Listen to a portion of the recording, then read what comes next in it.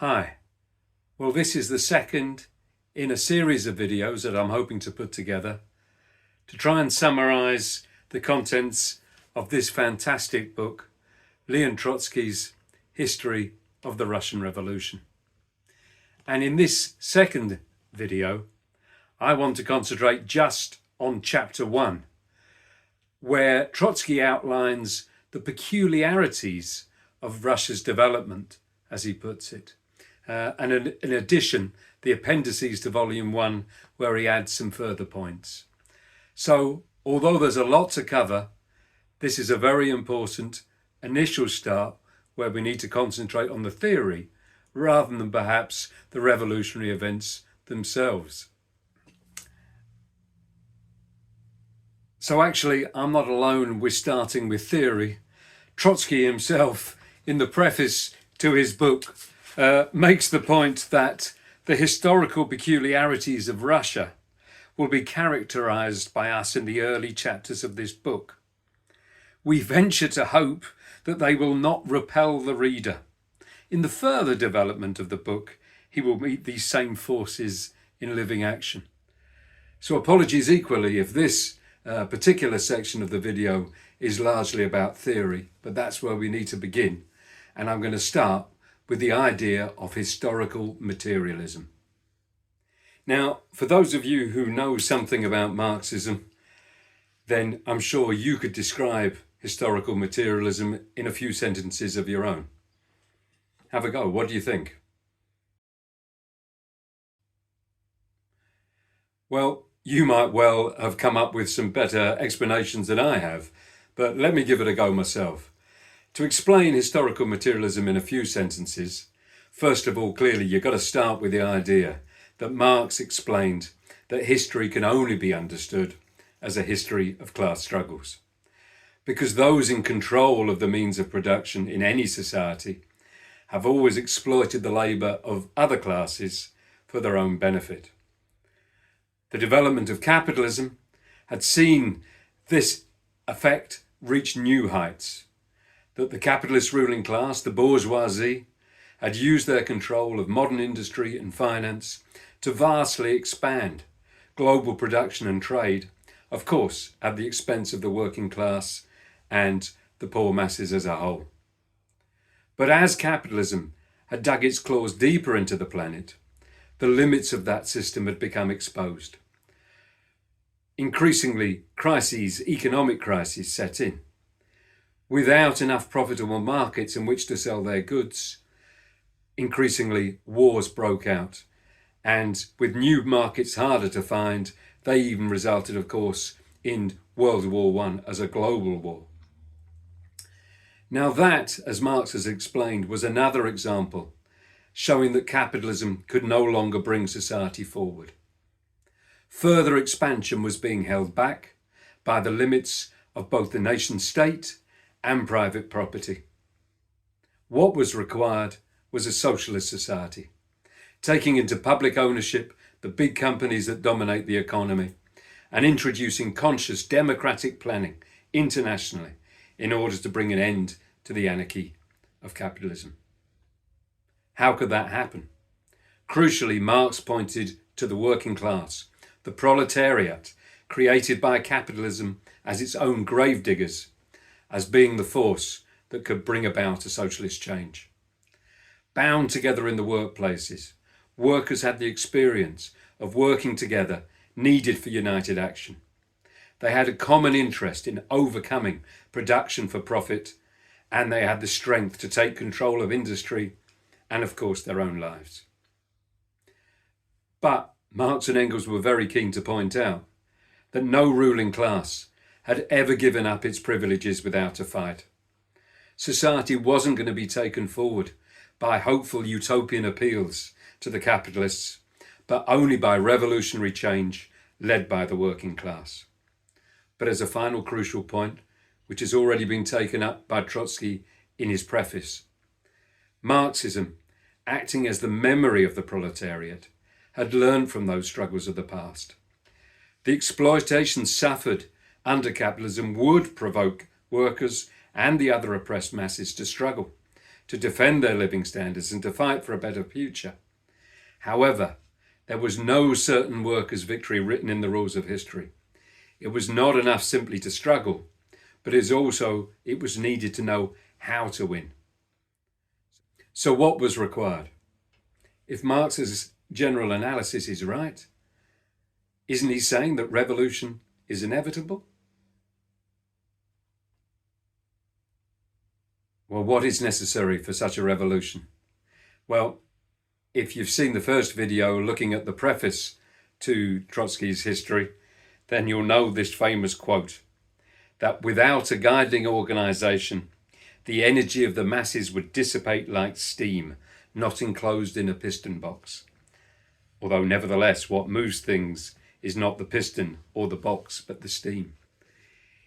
In other words, what is required is a revolutionary party, steeled with the ideas of Marxism, built from the best elements of the working class, not separate to it.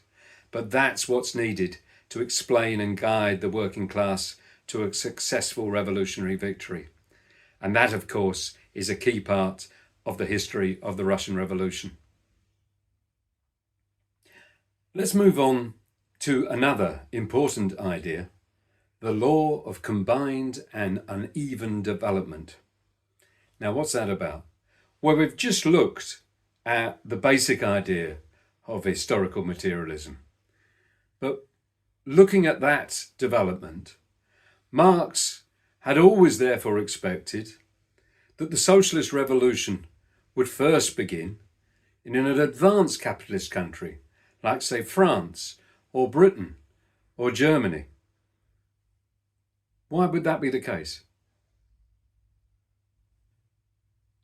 Well, historical materialism explained that it was these nations, these advanced capitalist nations, where the bourgeoisie had successfully developed industry and production to a high level.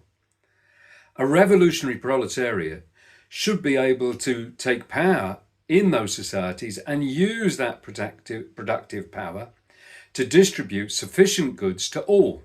In a planned socialist society, there would be enough to go round and socialism could be built. However, history is more complicated than that. And like every mass struggle, the Russian Revolution of 1917 not only confirmed the main ideas of Marxism, but also sharpened and refined them. And that's where this idea of combined development comes from. Let's have a look at the conditions in Russia. Russia was still a poverty-stricken feudal regime where the mass of the population lived as poor peasants. In the West, cities had developed craft guilds on the basis of artisans and small-scale manufacturing industry. From there, the radical bourgeoisie had grown, battling through the religious reformation and social revolution, the English Civil War here in Britain, against the church and the feudal lords, until their capitalist class had conquered power. Russia had had no such struggle. And in the appendix to Volume 1, Trotsky takes up this point. He says, where were our craft guild cities, even in a remote degree similar to the Western cities? Where was the struggle with the feudal lords? Was the foundation for the development of the Russian autocracy laid by a struggle of the industrial commercial city with the feudal lord? No. By the very nature of our cities, we had no such struggle, just as we had no reformation. Is this a peculiarity, or is it not? So instead, Russia had a situation where craft remained mainly linked to home industry, not really separated from the agriculture and the peasantry. The small cities that had developed were mainly commercial and administrative centres, good at trade and consuming wealth, but not at producing it. And so above all of this, the Tsarist state rose above the feeble feudal lords and the feeble cities where there was no strong bourgeois class to challenge its rule. The clergy and the nobility all played their part in supporting that huge Tsarist bureaucracy, which swallowed up such a huge proportion of the country's wealth. But Trotsky explained that such historical backwardness didn't mean that Russia would then slavishly retrace the course of the advanced countries in an identical fashion to, say, France or Britain, but just a few hundred years late.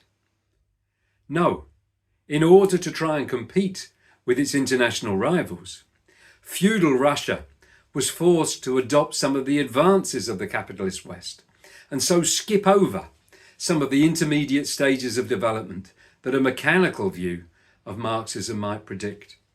And again, Trotsky has got a very useful quote or two about this, and I'll read you this one from chapter 1.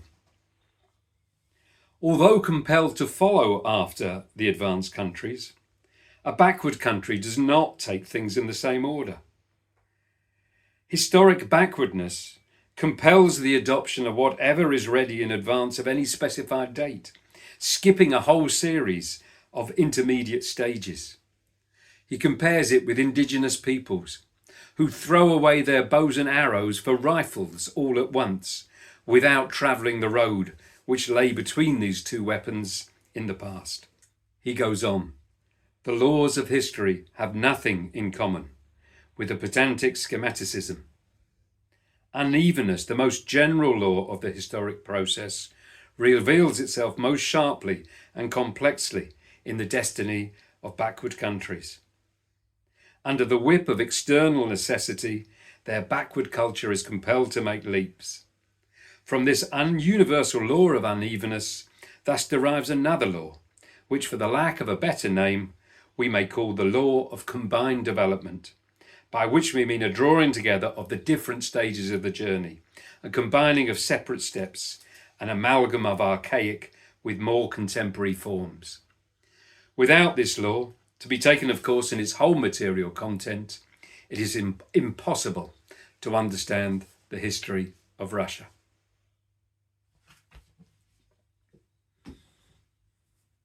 So how did this law of uneven development apply in Russia?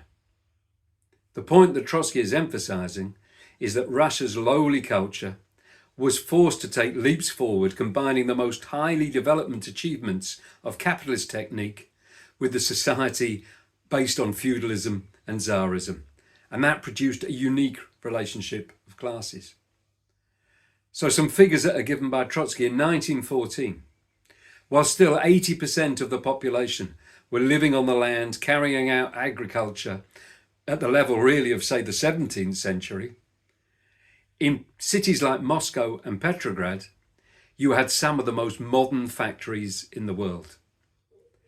So, for example, in the USA at the time, only 18% of industrial workers were employed in giant factories with a workforce of over 1,000 employees. In Russia, the figure was 41%. In Petrograd, 44%. In Moscow, as high as 57%. Hence the combined and uneven development. Russia was certainly still far more backward, with a national income per head perhaps 8 or 10 times less than in the USA. But this modern industrial development didn't disprove backwardness, it dialectically completed this. Huge foreign investment meant that Russian industry was largely under the control of European banks and shareholders, particularly those of England and France. About 40% of industrial stocks were controlled by foreign capital, with the percentage far higher in the more developed modern sectors and in heavy industry. So these were the peculiarities. Now, Russia's uneven development had important political results. Trade and military pressure from the West strengthened the Tsarist bureaucracy, with whom those possessing classes of Europe had to do business. So the Tsarist bureaucracy became a tool of the wishes of the European money markets and the military interests of the West. But therefore, would those foreign bourgeois, or even Russia's own bourgeois, want to carry on and bring about a capitalist bourgeois revolution in Russia, land to the peasants, parliamentary democracy and so on, just as they had in their own countries? Would that be their wish? Well, I hope you've realised no. In their hunger for profits, these foreign capitalists not only did not support political change, but often actively opposed it. They wanted the status quo to remain in Russia. And also, the belated and sudden growth of industry meant there was no strong bourgeois class to oppose the feudal regime. The landlords owed the bankers millions of rubles in loans and mortgages. The capitalists could hardly risk default on these repayments by agreeing to redistribute land to the peasants. The industrialists themselves often had big landed estates of their own. These feudal landowners, in turn, had investments in industry. And both sections were also under pressure from foreign investors and military powers to hold back the revolution. So there was a whole web of interests with the landlords that the bourgeois weren't going to stir up the peasantry and carry out a thoroughgoing agrarian reform. But of course, this was precisely one of the main tasks of the bourgeois revolution. And Trotsky explains this in some quotes in the first chapter of the book.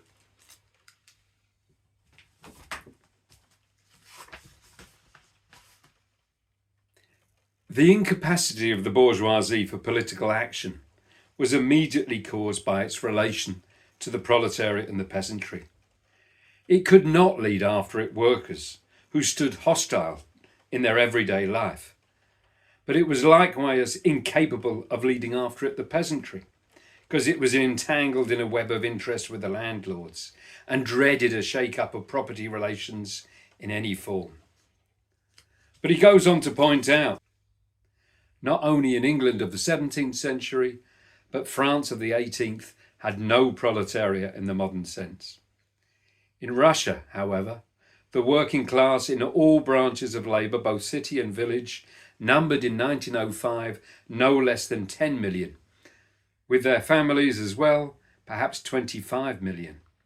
That is more than the whole population of France in the epoch of their great revolution, their great bourgeois revolution.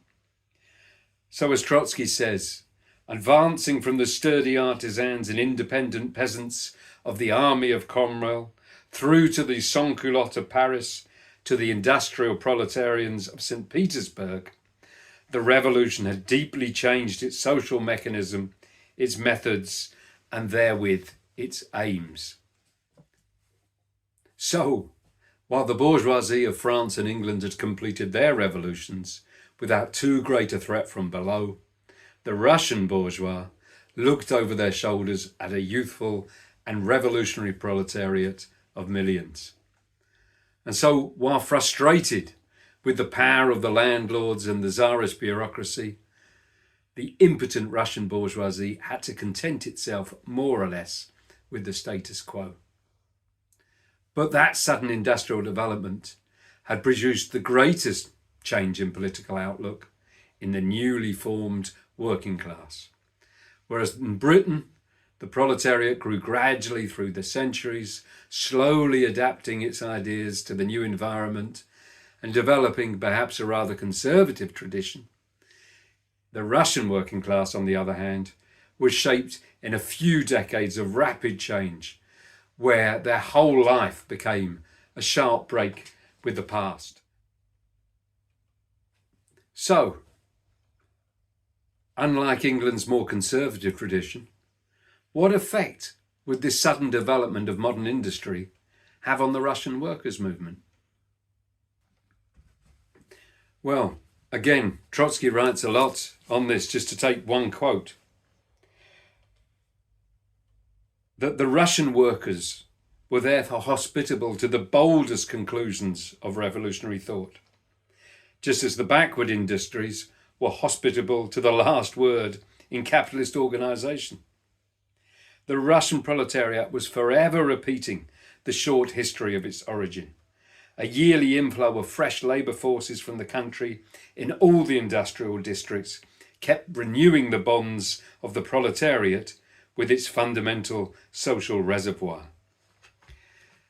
And here was a workforce fresh therefore to the horrors of modern industrial labour, oppressed by the absolute rule of Tsarism, often working in huge factories. And therefore it's not surprising that a Russian worker could reach bold revolutionary conclusions. But there was another side to the coin.